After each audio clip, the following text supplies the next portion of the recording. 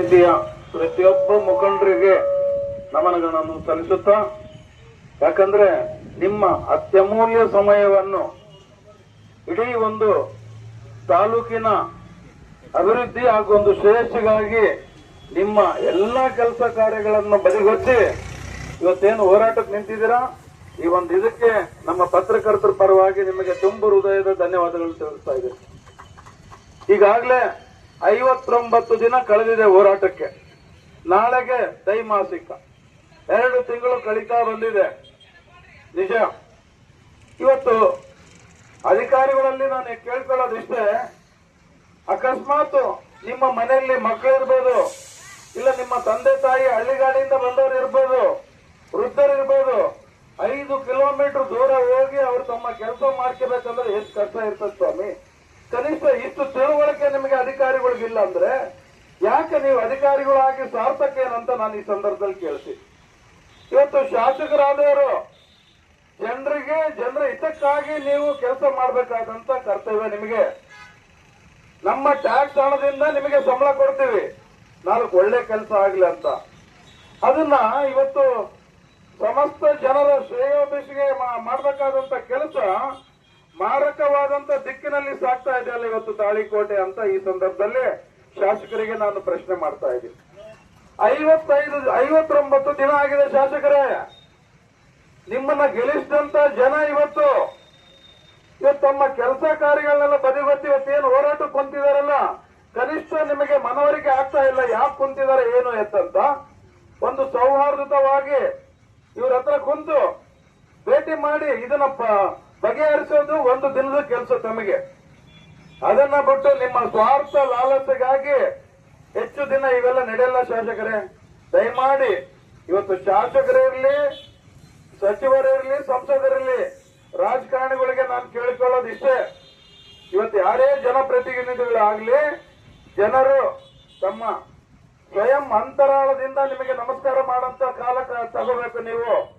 ಅದು ಬಿಟ್ಟು ನೀವು ಮಾಡಂತ ಕಾರ್ಯವೈಖರಿಗೆ ನಿಮ್ಮನ್ನು ಕಂಡ್ರೆ ದ್ವೇಷ ಮಾಡಂತ ಒಂದು ಇದಕ್ಕೆ ನೀವು ತಂದ್ಕೋಬಾರ್ದಂತ ಈ ಸಂದರ್ಭದಲ್ಲಿ ನಿಮಗೆ ಮನವರಿಕೆ ಮಾಡ್ತಾ ಇದ್ದೀನಿ ಶಾಸಕರೇ. ಇದ್ರ ಜೊತೆಗೆ ಎಷ್ಟಿದ್ದರೇನು ಇಲ್ಲದಿದ್ದರೇನು, ದೇವರು ಹಾಜರಾತಿ ಕೂಗಿದ ತಕ್ಷಣ ಎಲ್ಲರನ್ನು ಬಿಟ್ಟು ಹೋಗಲೇಬೇಕು.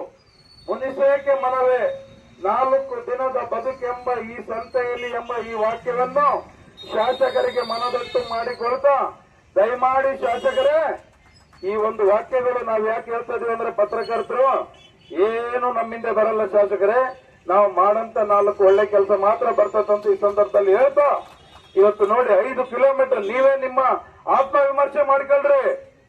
ಇವತ್ತು ಬೇಕಾದಷ್ಟು ಸರ್ಕಾರಿ ಜಮೀನುಗಳು ಸುತ್ತಮುತ್ತ ಪಟ್ಟಣದಲ್ಲಿ ಇದಾವೆ, ಅಂತದಕ್ಕೆ ಮುಂದಾಗ್ರಿ ಮಾಡಕ್ಕೆ.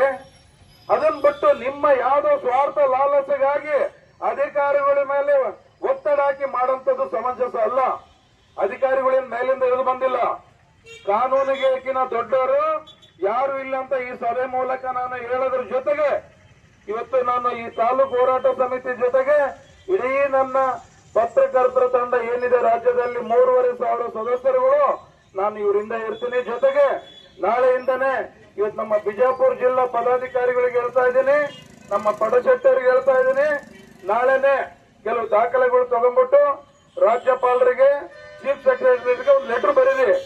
ಇದ್ರ ನಂತರ ಮುಂದಿನ ದಿನ ನೀವೇನು ಉಪವಾಸ ಸತ್ಯಾಗ್ರಹ ಕೈಗೊಳ್ತಿರಲ್ಲ, ನಾನು 100 ಜನ ಪತ್ರಕರ್ತನ ಕಟ್ಕೊಂಡು ನೀವ್ ಯಾವಾಗ ಹೇಳ್ತಿರೋ ಒಂದು ದಿನ ಬಂದು ನಾನು ಇಲ್ಲಿ ಕೂಡ್ತೀನಿ ಅಂತ ಇವತ್ತು ನಿಮಗೆ ಮಾತು ಕೊಡ್ತಾ ಇದ್ದೀನಿ.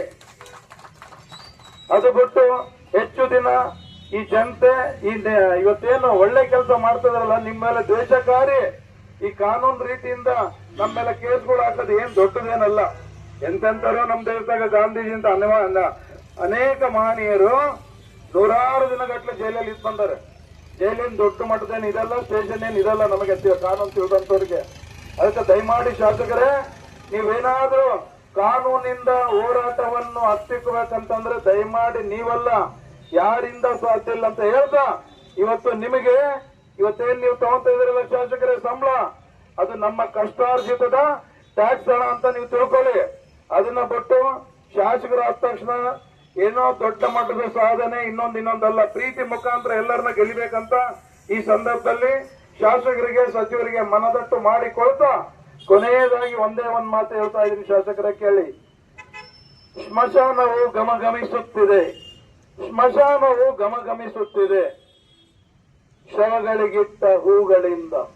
ಆದರೆ ಊರು ತುಂಬ ನಾರುತ್ತಿದೆ ಕೊಳೆತ ಕೆಟ್ಟ ಮನಸ್ಸುಗಳಿಂದ.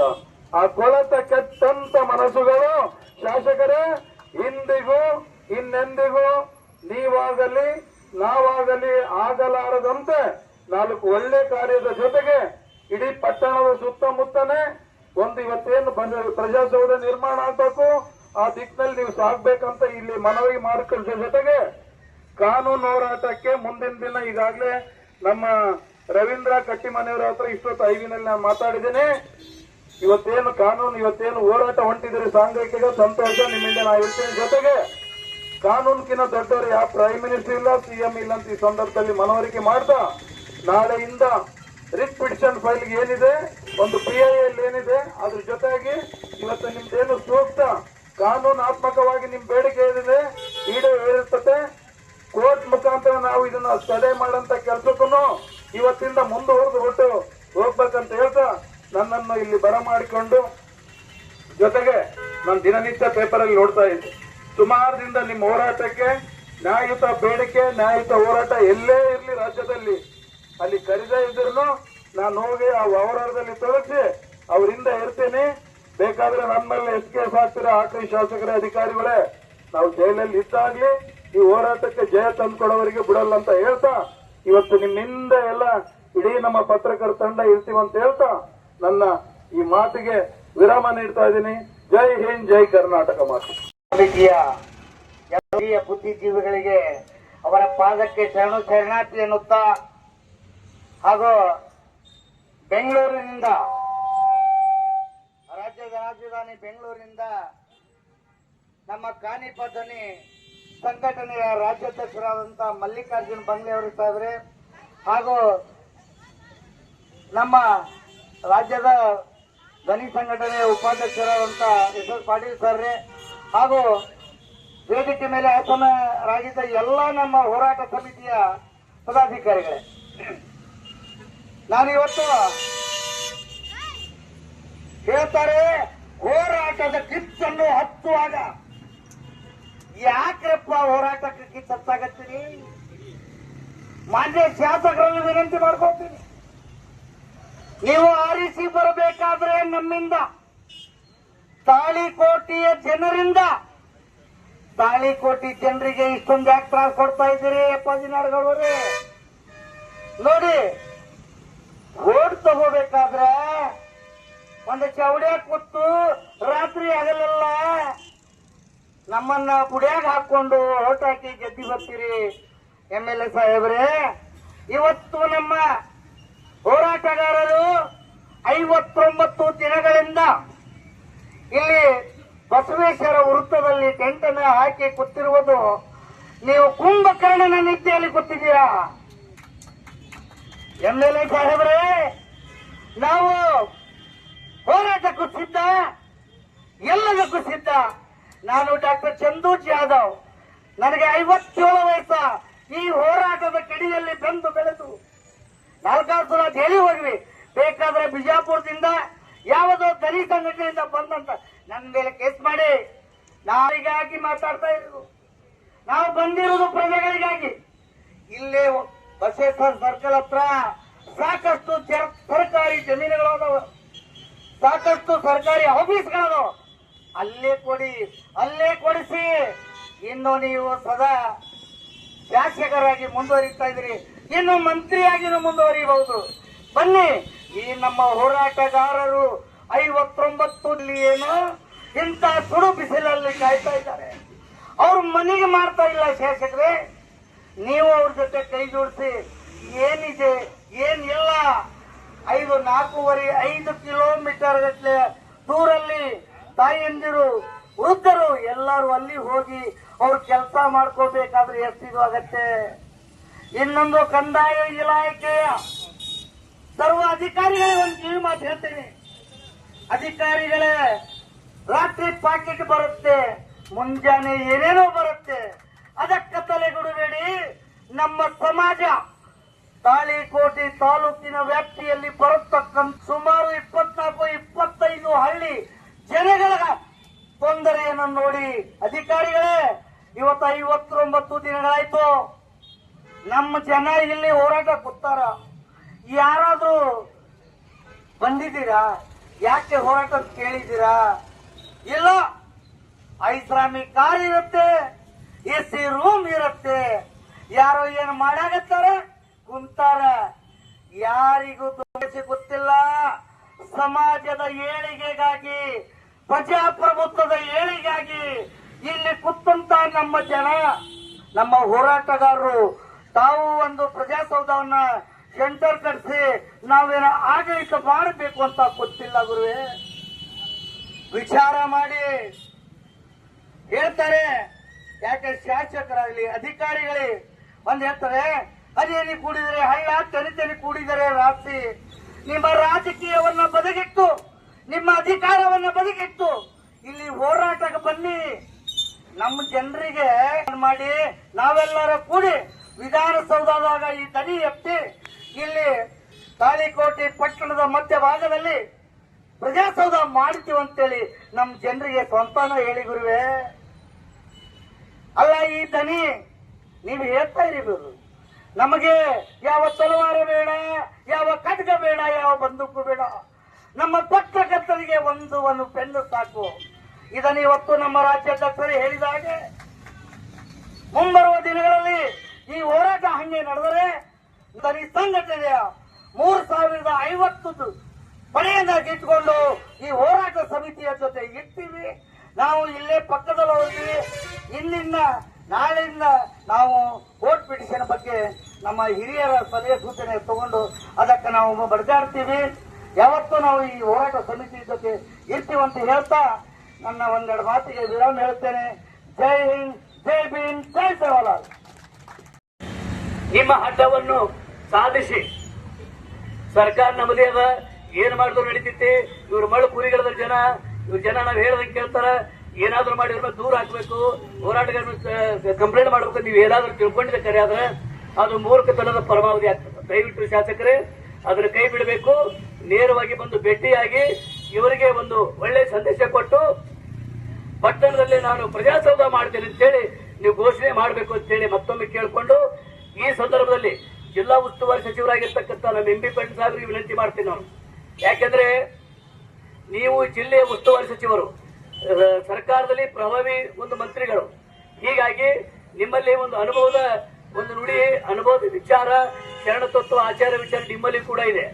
ಅದಕ್ಕಾಗಿ ಈ ಕುತ್ತಂತ ಜನರಿಗೆ ತಕ್ಷಣವೇ ನೀವು ಉಸ್ತುವಾರಿ ಸಚಿವರು ಭೇಟಿ ಕೊಟ್ಟು ಇಲ್ಲಿ ಸಮಸ್ಯೆ ಏನದು ಅಂತ ತಿಳ್ಕೊಂಡು, ಕೇವಲ ಬಬಲೇಶ್ವರ, ಬಿಜಾಪುರ ಅಷ್ಟೇ ನಿಮ್ಮ ಕ್ಷೇತ್ರ ಅಲ್ಲ, ನೀವು ಆಯ್ಕೆ ಕ್ಷೇತ್ರ ಅದು ಇರಬಹುದು, ಆದ್ರೆ ಇಡೀ ಕರ್ಮಭೂಮಿ ಜಿಲ್ಲೆ ಏನಿರಲ್ಲ ನೀವು ಸಚಿವರಾಗಿದ್ದೀರಿ. ಹಾಗಾಗಿ ಉಸ್ತುವಾರಿ ಸಚಿವರಾಗಿರುವುದರಿಂದ ಇದು ನಿಮ್ಮ ವ್ಯಾಪ್ತಿಗೆ ಒಳಪಡ್ತದೆ. ಶಾಸಕರಾಗಿ ನೀವು ಅಲ್ಲಿ ಇದ್ರೂ ಕೂಡ ಉಸ್ತುವಾರಿ ಸಚಿವರಾಗಿರುವುದರಿಂದ ನಿಮ್ಮ ವ್ಯಾಪ್ತಿಗೆ ಒಳಪಡ್ತದೆ.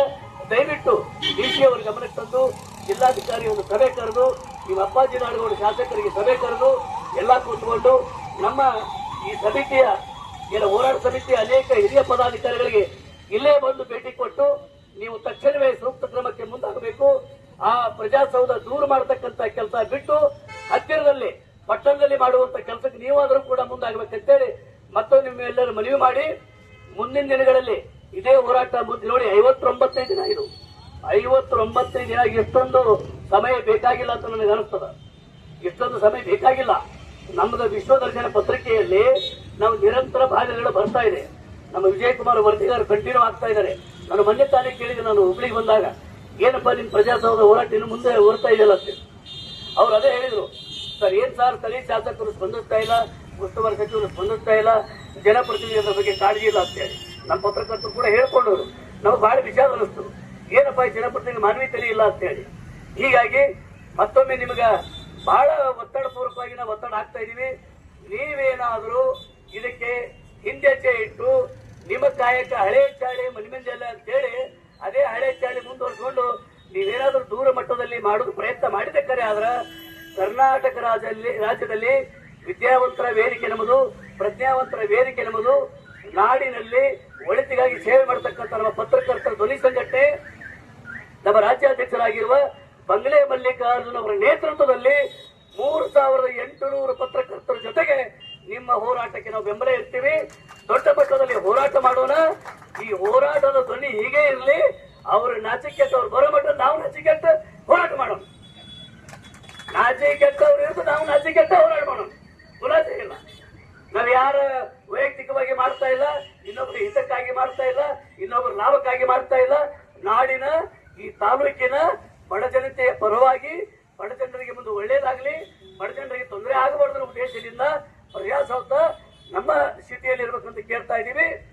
ಅದಕ್ಕಾಗಿ ಈ ಕೂಡಲೇ ಸ್ಥಳೀಯ ಜಿಲ್ಲೆಯ ಉಸ್ತುವಾರಿ ಸಚಿವರು ಎಂ ಬಿ ಪಾಟೀಲ್ ಸಾಹೇಬರು ಮತ್ತು ನಮ್ಮ ಶಾಸಕರಾಗಿರುವ ಅಪ್ಪಾಜಿ ನಾಡಗೌಡ ಅವರು ಈ ಕೂಡಲೇ ಬಂದು ನಮ್ಮ ವೇದಿಕೆ ಎಲ್ಲ ಪದಾಧಿಕಾರಿಗಳಿಗೆ ಇಲ್ಲಿ ಭೇಟಿಯಾಗಿ, ಹೋರಾಟ ಸಮಿತಿಯವರಿಗೆ ಭೇಟಿಯಾಗಿ ಸಮಸ್ಯೆಯನ್ನು ತಿಳ್ಕೊಂಡು ತಕ್ಷಣಕ್ಕೆ ನೀವು ಆ ದೂರ ಮಾಡತಕ್ಕಂತ ಅದೇನು ಪ್ರಜಾಸೌಧ ಇದೆಯಲ್ಲ 4.5 ಕಿಲೋಮೀಟರ್ ದೂರದಲ್ಲಿ ಅದನ್ನು ಕೈ ಬಿಟ್ಟು ಮತ್ತೊಮ್ಮೆ ಹೇಳುತ್ತಾ ಸ್ಥಳೀಯ ಪಟ್ಟಣದಲ್ಲಿ ಮಾಡಿ ಅಂತ ಹೇಳಿ ಒತ್ತಾಯ ಮಾಡಿ ನಿಮಗೆ ಮನವಿ ಮಾಡಿ ನಮ್ಮೆಲ್ಲ ಪದಾಧಿಕಾರಿಗಳಿಗೆ ಮತ್ತು ಬಂದಂತ ನಮ್ಮ ಪತ್ರಕರ್ತರ ಮಿತ್ರರಿಗೂ ಹಾಗೂ ಇವತ್ತಿನ ಈ ಹೋರಾಟದಲ್ಲಿ ಏನು ನಿರಂತರ 59 ದಿನಗಳಲ್ಲಿ ಏನು ಕುತ್ಕೊಂಡಿದ್ದಾರ ಸತ್ಯಾಗ್ರಹಕ್ಕೆ, ಅವರ ಸತ್ಯಾಗ್ರಹ ಮಾಡ್ತಕ್ಕಂಥ ಎಲ್ಲರಿಗೂ ಕೂಡ ನಾನು ತುಂಬ ಅಭಿನಂದನೆ ಸಲ್ಲಿಸಿ ನಮಗೆ ಇವತ್ತು ಇಲ್ಲಿ ಬರಲಿಕ್ಕೆ ಅವಕಾಶ ಮಾಡಿಕೊಟ್ಟು, ಮಾತಾಡಲಿಕ್ಕೆ ಅವಕಾಶ ಕೊಟ್ಟು ಈ ಹೋರಾಟದಲ್ಲಿ ನಿರಂತರ ನಿಮ್ಮಿಂದ ನಾವು ಇರ್ತೀವಿ ಅಂತ ಮತ್ತೊಮ್ಮೆ ಹೇಳುತ್ತಾ ನನ್ನ 2 ಮಾತುಗಳಿಗೆ ವಿರಾಮ ನೀಡ್ತಾ ಇದ್ದೀನಿ. ಜೈ ಸಿದ್ದಾರೂಢ. ಪಟ್ಟಣದಿಂದ 4 ರಿಂದ 5 ಕಿಲೋಮೀಟರ್ ದೂರದಲ್ಲಿರ್ತಕ್ಕಂಥ ಮೈಲೇಶ್ವರ ಗ್ರಾಮದ ಹತ್ತಿರ ಇರುವ ಸ್ಥಳದಲ್ಲಿ ಒಂದು ಪ್ರಜಾಸೌಧವನ್ನ ನಿರ್ಮಾಣ ಮಾಡೋದಕ್ಕೆ ಏನು ಆದೇಶ ಮಾಡಿದರೆ ಆ ಒಂದು ಸ್ಥಳ ಸೂಕ್ತವಲ್ಲದ ಕಾರಣ ತಾಳಿಕೋಟೆ ಪಟ್ಟಣದಲ್ಲಿ ಒಂದು ಪ್ರಜಾಸೌಧವನ್ನ ನಿರ್ಮಾಣ ಮಾಡಬೇಕು ಅಂತ ಹೇಳಿ ಒತ್ತಾಯಿಸಿ ತಾಳಿಕೋಟೆ ತಾಲೂಕು ಹೋರಾಟ ಸಮಿತಿಯು ಸತತ 59 ದಿನಗಳ ಕಾಲ ಈ ಒಂದು ಹೋರಾಟವನ್ನ ಮುಂದುವರಿಸಿಕೊಂಡು ಬರ್ತಾ ಇದೆ. ಇದು ಕೇವಲ ಈ ಹೋರಾಟ ಯಾವ ಒಂದು ಸ್ವಾರ್ಥಕ್ಕಾಗಿ, ಯಾರ ಲಾಭಕ್ಕಾಗಿ ಹಮ್ಮಿಕೊಂಡಿರ್ತಕ್ಕಂಥ ಹೋರಾಟ ಅಲ್ಲ. ಇದು ತಾಳಿಕೋಟೆಯ ಸಮಸ್ತ ನಾಗರಿಕ ಬಂಧುಗಳಿಗೆ, ರೈತರಿಗೆ, ಅಂಗವಿಕಲರಿಗೆ, ಮಹಿಳೆಯರಿಗೆ, ವೃದ್ಧರಿಗೆ ಮತ್ತು ವಿದ್ಯಾರ್ಥಿನಿಯರಿಗೆ ಅನುಕೂಲವಾಗುವಂತೆ ಇವತ್ತು ದೂರದಲ್ಲಿರ್ತಕ್ಕಂಥ ಪ್ರಜಾಸೌಧ ನಿರ್ಮಾಣವಾದರೆ ಅಲ್ಲಿ ನಿಗದಿಪಡಿಸತಕ್ಕಂಥ ಸ್ಥಳದಲ್ಲಿ ಯಾವ ಜನಗಳ ಸಂಪರ್ಕವಿರೋದಿಲ್ಲ, ಯಾವ ಅಭಿವೃದ್ಧಿಯ ಪ್ರದೇಶವಾಗಿರೋದಿಲ್ಲ, ಬಸ್ಸಿನ ವ್ಯವಸ್ಥೆ ಕೂಡ ಇರೋದಿಲ್ಲ, ನಿರ್ಜನ ಪ್ರದೇಶ, ಅದು ಅರಣ್ಯ ಪ್ರದೇಶವಾಗಿರೋದ್ರಿಂದ ಯಾವ ವಾಹನದ ವ್ಯವಸ್ಥೆ ಕೂಡ ಇರೋದಿಲ್ಲ.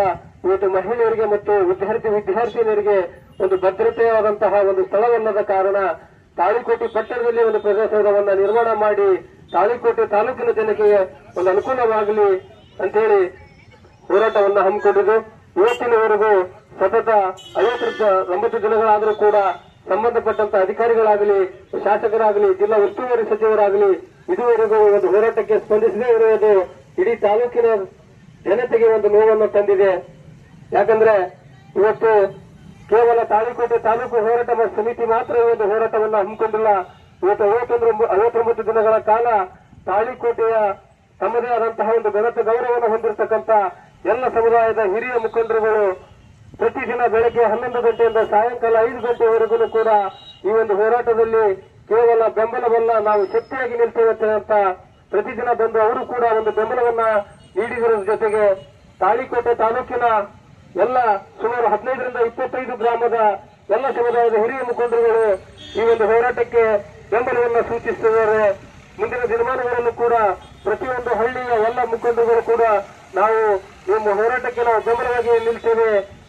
ಎಲ್ಲಿವರೆಗೆ ಈ ತಾಳಿಕೋಟೆ ತಾಲೂಕಿನ ಜನತೆಗೆ ನ್ಯಾಯ ಸಿಗುತ್ತೋ, ಎಲ್ಲಿವರೆಗೆ ಈ ಒಂದು ತಾಳಿಕೋಟೆ ತಾಲೂಕು ಹೋರಾಟ ಸಮಿತಿಗೆ ಜಯ ಸಿಗುತ್ತೋ, ಎಲ್ಲಿವರೆಗೂ ತಾಳಿಕೋಟೆ ಪಟ್ಟಣದಲ್ಲಿ ಒಂದು ಪ್ರಜಾಸೌಧ ನಿರ್ಮಾಣವಾಗುತ್ತೋ ಅಲ್ಲಿವರೆಗೂ ಈ ಹೋರಾಟವನ್ನ ಕೈ ಬಿಡಬೇಡಿ, ನಿಮ್ ಜೊತೆಗಿದ್ದೀವಿ ಅಂತಕ್ಕಂಥ ಭರವಸೆ ಕೂಡ ಅವರು ಕೊಟ್ಟಿದ್ದಾರೆ.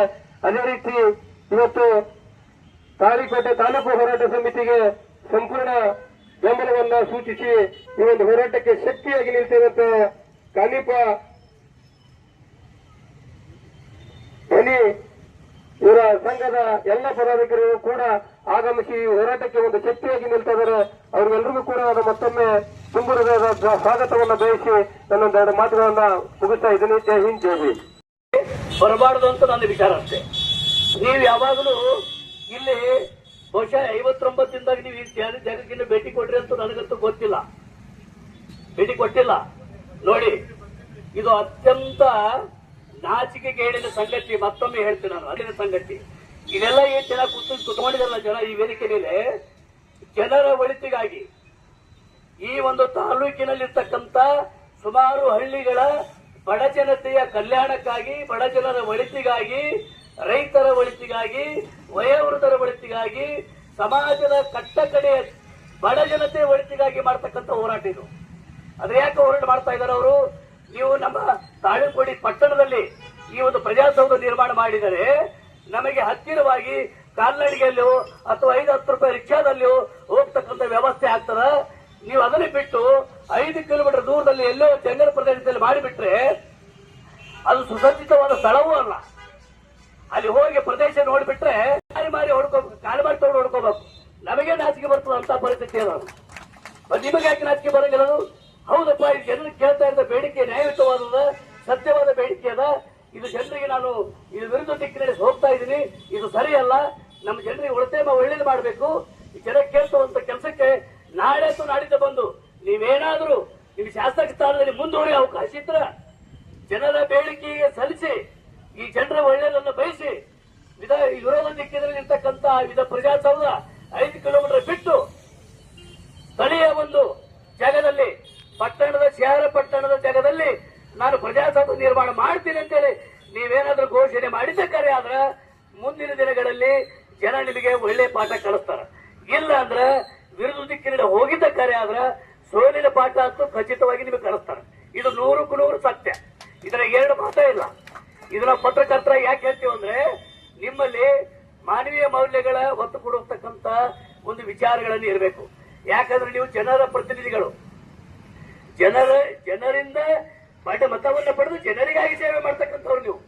ನೀವು ಜನರ ಸೇವೆ ಮಾಡೋದು ಬಿಟ್ಟು ಜನರನ್ನೇ ಎತ್ತಿ ಕಟ್ಟಿ ಅವರನ್ನ ದಾರಿ ತಪ್ಪಿಸಿ ಎಲ್ಲೋ ದೂರದಲ್ಲಿ ವಿಧಾನಸಭೆ ಪ್ರಜಾಸೌಧ ಮಾಡಿ ಎಲ್ಲ ಕಚೇರಿಗಳನ್ನು ಒಂದೇ ಕಡೆ ಮಾಡಿಬಿಟ್ರೆ, ನೋಡಿ ಇವತ್ತು ಬೇಸಿಗೆ ಕಾಲ, ಬಹುಶಃ ಪಟ್ಟಣದಾಗ ಬಸವೇಶ್ವರ ಸರ್ಕಲ್ದಾಗ ಇದ್ಕೊಂಡು ನಿಂತ 5 ನಿಮಿಷ ನಿಂತರೆ ನೆರಳಿಗೆ ಓಡಿ ಹೋಗ್ತೀವಿ. ನಾವು ಪಟ್ಟಣದಲ್ಲಿ ಇದ್ಕೊಂಡು ನೆರಳಿಗೆ ಓಡಿ ಹೋಗ್ತೀವಿ. 5 ಕಿಲೋಮೀಟರ್ ದೂರದಲ್ಲಿ ಹೋಗಬೇಕಾದ್ರೆ ಬಿಸಿಲಲ್ಲಿ ಎಷ್ಟು ತಾಪಮಾನ ಪರಿಸ್ಥಿತಿ ಇರಬಹುದು ಶಾಸಕರೇ ವಿಚಾರ ಮಾಡಿ. ಮತ್ತೊಮ್ಮೆ ನೀವು ಆ ಜಾಗಕ್ಕೆ ಹೋಗ್ರಿ. ಬಹುಶಃ ಕಾರ್ನಲ್ಲಿ ಹೋಗೋದು ಬಿಡ್ರಿ, ರಿಕ್ಷಾದಲ್ಲಿ ಹೋಗ್ರಿ. ರಿಕ್ಷಾದಲ್ಲಿ ಹೆಂಗ್ ಹೋಗ್ಬೇಕು? ಯಾವುದೇ ನಿಮ್ಮ ಕಾರ್ಯಕರ್ತರ ರಿಕ್ಷಾದ ಪೋಕ್ಷಕ್ಕೆ ಹೋಗೋದು ಮಾಡಬೇಡ್ರಿ. 200 ರೂಪಾಯಿ ದಂಡ ಕೊಟ್ಟು ರಿಕ್ಷಾಕ್ಕೆ ಹೋಗ್ರಿ. ಅಂದ್ರೆ ನಿಮ್ಗೆ ಅರಿವು ಆಗ್ತದ. 200 ರೂಪಾಯಿ ಕೊಟ್ಟು ಬರ್ಬೇಕಲ್ಲಪ್ಪ ಪ್ರತಿಯೊಬ್ಬರು ಅಂತೇಳಿ. ಅರಿವಿನ ಪಾಠ ನೀವು ಕಲಿಬೇಕು. ಈ ಸಂದರ್ಭದಲ್ಲಿ ಮತ್ತೊಮ್ಮೆ ನಿಮಗ ಅತಿ ಶೀಘ್ರದಲ್ಲಿ ಜನರನ್ನ ನಮ್ಮ ಕುರಿತಂತ ಎಲ್ಲ ಸಭಿಕರಿಗೆ ಭೇಟಿಯಾಗಿ, ಸದಸ್ಯರ ಹೋರಾಟ ಸಮಿತಿಯವರು ಭೇಟಿಯಾಗಿ ಈ ತಕ್ಷಣ ಭೇಟಿ ಕೊಟ್ಟು ಪ್ರಜಾಸೌಧವನ್ನು ಅಲ್ಲಿ ಏನ್ ಮಾಡ್ತಾ ಇದ್ರಲ್ಲ ತಕ್ಷಣ ರದ್ದುಪಡಿಸಿ ಶಹರ ಪಟ್ಟಣದಲ್ಲಿ ಮಾಡಬೇಕು ಅಂತೇಳಿ ಮತ್ತೊಮ್ಮೆ ತಮ್ಮಲ್ಲಿ ನಾನು ಇವರೆಲ್ಲರ ಪರವಾಗಿ ಕೃತಜ್ಞತೆ ಪೂರ್ವಕ ಮನವಿ ಮಾಡ್ತಾ ಇದ್ದೇನೆ. ಒಂದು ವೇಳೆ ನೀವೇನಾದರೂ ಇದನ್ನು ಮಾಡಲಿಕ್ಕೆ ಹೊರಟ್ರೆ ಜಗತ್ತಿನ ದ್ವೈತ ಸಿದ್ಧಾಂತ, ರೂಢ ಜ್ಯೋತಿ ಸಿದ್ಧಾರೂಢರ ಚರಣ ಕಾಮದ ಕಮಲಗಳಿಗೆ ಅನಂತ ಕೋಟಿ ಪ್ರಣಾಮಗಳು ಸಲ್ಲಿಸಿ, ಇವತ್ತಿನ ದ್ರಾಕ್ಷಿನಾಡು ವಿಜಯಪುರ ಜಿಲ್ಲೆಯ ಬಸವಾದಿ ಶರಣರ ತಾಳಿಕೋಟೆಯ ಪುಣ್ಯಭೂಮಿಯಲ್ಲಿ ಜಗಜ್ಯೋತಿ ಬಸವೇಶ್ವರರ ಒಂದು ಮೂರ್ತಿಯ ಎದುರುಗಡೆ ಕೂತ್ಕೊಂಡು ನ್ಯಾಯಯುತವಾದಂತಹ ಬೇಡಿಕೆಯನ್ನು ಸಲ್ಲಿಸಿ ಸತ್ಯಾಗ್ರಹವನ್ನು ಆರಂಭಿಸಿದ ಎಲ್ಲ ತಾಲೂಕಿನ ಸಮಸ್ತ ಈ ಪದಾಧಿಕಾರಿಗಳು, ಹೋರಾಟಗಾರರಿಗೆ ನಾನು ತುಂಬ ಫಸ್ಟಿಗೆ ಇದು ಪ್ರಜಾಪ್ರಭುತ್ವದ ಆಡಳಿತ ಸರ್ಕಾರ. ಜನರಿಗೆ ಸಾರ್ವಭೌಮತ್ವ ಆಡಳಿತ ಕೊಡ್ತಕ್ಕಂಥ ಜವಾಬ್ದಾರಿ ಸ್ಥಾನದಲ್ಲಿರ್ತಕ್ಕಂಥ ಈ ಜನಪ್ರತಿನಿಧಿಗಳು ಜನರಿಂದ ನಿತ್ಯ ಚೆಲ್ಲಾಟದಲ್ಲಿ ತೊಡಗುತ್ತಾ ಇದ್ದಾರೆ. ಜನರಿಂದ ನಿತ್ಯ ಚೆಲ್ಲಾಟದಲ್ಲಿ ಇವರಿಗೆ ಏನಾದ್ರೂ ಒಂದು ಇಶ್ಯೂ ಬೇಕು. ಒಳ್ಳೆ ಇಶ್ಯೂ ಅಲ್ಲ, ಕೆಟ್ಟ ಇಶ್ಯೂಗಳೇ ಬೇಕು. ಜನರಿಗೆ ಬೇಡವಾದಂತ ಇಶ್ಯೂಗಳನ್ನೇ ಇವರು ಕೈಗೆತ್ತಿಕೊಳ್ತಾರೆ. ಯಾಕೋ ಏನೋ ಗೊತ್ತಿಲ್ಲ. ಇತ್ತೀಚಿನ ದಿನಗಳಲ್ಲಿ ಮಾನವೀಯ ಮೌಲ್ಯಗಳನ್ನು ಬದುಕಿ ರಾಜ್ಯವನ್ನು ಆಳ್ತಾ ಇದ್ದಾರೆ ಅಂತ ನನಗೆ ಅನಿಸ್ತಾ ಇದೆ. ಬಹಳ ವಿಷಾದವಾದ ಸಂಗತಿ ಇದು. ನಾವೇ ಇವರನ್ನ ವೋಟ್ ಹಾಕಿ ಸಾಕಷ್ಟು ಶ್ರಮಪಟ್ಟು ಇವರಿಗೆ ನಮ್ಮ ಒಳ್ಳೆ ಶಾಸಕರು ನಮಗೆ ಒಳ್ಳೆಯದನ್ನು ಮಾಡ್ತಾರ, ಒಳ್ಳೆ ಸಮಾಜ ನಿರ್ಮಾಣ ಮಾಡ್ತಾರ, ಸಮಾನತೆ ನಿರ್ಮಾಣ ಮಾಡ್ತಾರ, ಇಲ್ಲಿ ಪ್ರೀತಿ ಬಾಂಧವ್ಯಕ್ಕೆ ಒತ್ತು ಕೊಡ್ತಾರ ಅಂತ ಹೇಳಿ ಇವರಿಗೆ ಮತದಾನವನ್ನ ಮಾಡಿ ಆರಿಸ್ತಂದ್ರ ಅದೇ ಮತದಾನ ಮಾಡಿದಂತ ಜನರಿಗೆ ವಿರುದ್ಧವಾದಂತ ದಿಕ್ಕಿನಲ್ಲಿ ಕೆಲಸ ಮಾಡ್ತಾರಂದ್ರೆ ಇವ್ರು ಎಂತ ನಾಚಿಕೆಟ್ಟವರು ಅಂತ ನನಗೆ ಅನಿಸ್ತಾ ಇದೆ ಬಹಳ. ಇಂಥ ಹೀನಾಯವಾದಂತ ರಾಜಕೀಯ ಮಾಡೋದಕ್ಕಿಂತ, ನಾಚಿಕೆಗೆಟ್ಟ ರಾಜಕಾರಣ ಮಾಡೋದಕ್ಕಿಂತ ರಾಜೀನಾಮೆ ಕೊಟ್ಟು ಮನೆಗಿದ್ರೆ ಜನರಿಗೆ ಒಂದು ನೆಮ್ಮದಿ ಆದರೂ ಸಿಗ್ತದ. ಮತ್ತೊಬ್ಬರು ಯಾವಾದ್ರೂ ಪುಣ್ಯಾತ್ಮ ಬಂದು ಒಳ್ಳೆ ಕೆಲಸ ಮಾಡ್ಲಿಕ್ಕೆ ದಾರಿ ಆದ್ರೂ ಸಿಗ್ತದೆ ಅಂತ ಹೇಳಿ ಅವ್ರು ಸಂದೇಶ ಕೊಡ್ತೇನೆ ಅವರಿಗೆ. ಅಪ್ಪಾಜಿ ನಾಡಗೌಡ್ರೆ ಬಹುಶಃ ಇಲ್ಲಿ ಶಾಸಕರಿರಬೇಕು. ಅಪ್ಪಾಜಿ ನಾಡಗೌಡ್ರೆ ನಿಮಗೊಂದು ಸಂದೇಶ ಇತ್ತು. ನಾನು ಈ ವೇದಿಕೆ ಮುಖಾಂತರ ಏನ್ ಹೇಳಲಿಕ್ಕೆ ಇಚ್ಛೆ ಪಡ್ತೀನಿ ಅಂತಂದ್ರೆ, ಚುನಾವಣೆ ಪೂರ್ವದಲ್ಲಿ ನೀವು ಮತದಾನದ ಸಂದರ್ಭದಲ್ಲಿ ಜನರಿಗೆ ನೀವು ಏನು ಬೇಡಿಕೆ ಸಲ್ಲಿಸ್ತಿದ್ದೀರಿ, ಏನನ್ನ ನೀವು ಪ್ರಣಾಳಿಕೆಯಲ್ಲಿ ಜನರಿಗೆ ಒಳ್ಳೇದನ್ನ ಮಾಡ್ಲಿಕ್ಕೆ ಹೇಳಿರ್ತೀರಿ ಅಂತಕ್ಕಂಥದ್ದು ಸ್ವಲ್ಪ ಅರಿವಿನಲ್ಲಿ ಇಟ್ಕೊಳ್ಳಿ. ಅಷ್ಟೇ ಅಲ್ಲ, ಜನ ನಿಮ್ಮನ್ನ ಆರಿಸ್ತಂದ ಮ್ಯಾಗ ವಿಧಾನಸೌಧದ ಆ ಪ್ರಜಾಸೌಧ ಇರ್ತಕ್ಕಂಥ ಕರ್ನಾಟಕ ವಿಧಾನಸಭೆ ಇದೆಯಲ್ಲ, ಆ ಜನರ ದೇವ ಮಂದಿರ ಅದು. ಆ ದೇವ ಮಂದಿರದಲ್ಲಿ ನಿಂತುಕೊಂಡು ಪ್ರಮಾಣ ವಚನ ತಗೋಬೇಕಾದ್ರೆ ಶಾಸಕರಾಗಿ ಅಲ್ಲಿ ಏನೇನು ಪ್ರಮಾಣ ವಚನ ಮಾಡಿರ್ತೀರಿ ಅಂತಕ್ಕಂಥವ್ರು ಸ್ವಲ್ಪ ನೀವು ಲಕ್ಷ್ಯದಲ್ಲಿ ಇಟ್ಕೊಳ್ಳಿ. ಇದೆಲ್ಲ ಈ ನಡೆದಿದೆಲ್ಲ ಜನರ ದಿಕ್ಕಿನಲ್ಲಿ ವಿರುದ್ಧ ದಿಕ್ಕಿನಲ್ಲಿ ಮಾಡ್ತಾ ಇದ್ರಲ್ಲ. ಈಗ ಬೇಡಾದ ಒಂದು ಪ್ರಜಾಸೌಧ ಊರಿನ 5 ಕಿಲೋಮೀಟರ್ ದೂರದಲ್ಲಿ ಜನರಿಗೆ ಎಷ್ಟರ ಮಟ್ಟಿಗೆ ಮಾರಕವಾದದ್ದು ಸ್ವಲ್ಪ ಆದ್ರೂ ನಿಮಗೆ ಅರಿವಿಗೆ ಬರಬೇಕು. ಸ್ವಲ್ಪ ಆದ್ರೂ ಅರಿವಿಗೆ ಬರಬೇಕು. ಯಾಕಂದ್ರೆ ಅರಿವಿಲ್ಲದ ಮನುಷ್ಯರ ಜೀವನ ಕತ್ತೆಗಿಂತಲೂ ಕಡಿಮೆ ಅಂತ, ಕತ್ತೆಗಿಂತಲೂ ಕಡಿಮೆ ಅದು. ಬಹುಶಃ ಅಂತ ಸ್ಥಿತಿ ಭಗವಾನ್ ಬುದ್ಧ ಬಸವ ಅಂಬೇಡ್ಕರ್ ಅವರನ್ನ ನನ್ನ ಮನದಾಳದಲ್ಲಿ ಸ್ಮರಿಸುತ್ತಾ, ಐತಿಹಾಸಿಕ ನಗರ ತಾಳಿಕೋಟೆಯಂತ ಮಹಾನ್ ಪುಣ್ಯ ಕ್ಷೇತ್ರದಲ್ಲಿ ನಡೆದಾಡಿದ ದೇವರೆಂದೇ ಹೆಸರುವಾಸಿಯಾಗಿರ್ತಕ್ಕಂಥ ನಮ್ಮೆಲ್ಲರ ಆರಾಧ್ಯ ದೈವ ಶ್ರೀ ಲಿಂಗೈಕ್ಯ ವಿರಕ್ತ ಮಹಾಸ್ವಾಮಿಗಳ ಪಾದಾರ್ಪಣೆಗೆ ತೊಡಗಿರುತ್ತಾ, ಇವತ್ತಿನ ದಿವಸ ತಾಳಿಕೋಟೆ ತಾಲೂಕು ಹೋರಾಟ ಸಮಿತಿ ಹಮ್ಮಿಕೊಂಡಿರ್ತಕ್ಕಂಥ ಈಗಾಗಲೇ ಮೈಲೇಶ್ವರ ಗ್ರಾಮದಲ್ಲಿ ನಿಗದಿಪಡಿಸಿರುವ ಪ್ರಜಾಸೌಧದ ಸ್ಥಳವನ್ನ ಸೂಕ್ತವಲ್ಲದ ಕಾರಣ ಅದನ್ನು ರದ್ದುಗೊಳಿಸಿ ಸಾರ್ವಜನಿಕರಿಗೆ ಅನುಕೂಲವಾಗುವಂತೆ ತಾಳಿಕೋಟೆ ಪಟ್ಟಣದಲ್ಲಿ ಪ್ರಜಾಸೌಧ ಕಟ್ಟಡವನ್ನ ನಿರ್ಮಿಸಬೇಕೆಂದು ಒತ್ತಾಯಿಸಿ ಇವತ್ತಿಗೆ 59 ದಿನದ ಈ ಒಂದು ಧರಣಿ ಸತ್ಯಾಗ್ರಹಕ್ಕೆ ಆಗಮಿಸಿ ಸಂಪೂರ್ಣ ಬೆಂಬಲವನ್ನು ಸೂಚಿಸುವುದಕ್ಕೆ ಆಗಮಿಸಿದಂತಹ ಮಲ್ಲಿಕಾರ್ಜುನ್ ಬಂಗ್ಲೆ ಕಾನಿಪ ಧ್ವನಿ ರಾಜ್ಯಾಧ್ಯಕ್ಷರವರಿಗೆ ಸ್ವಾಗತವನ್ನು ಬಯಸುತ್ತೇನೆ. ಅದೇ ರೀತಿ ರಾಜ್ಯ ಉಪಾಧ್ಯಕ್ಷರಾಗಿರ್ತಕ್ಕಂಥ ಎಸ್ ಪಾಟೀಲ್ ಅವರಿಗೂ ಕೂಡ ನಾನು ತಮ್ಮೆಲ್ಲರೂ ಪರವಾಗಿ ನಾನು ಸ್ವಾಗತವನ್ನು ಬಯಸುತ್ತೇನೆ.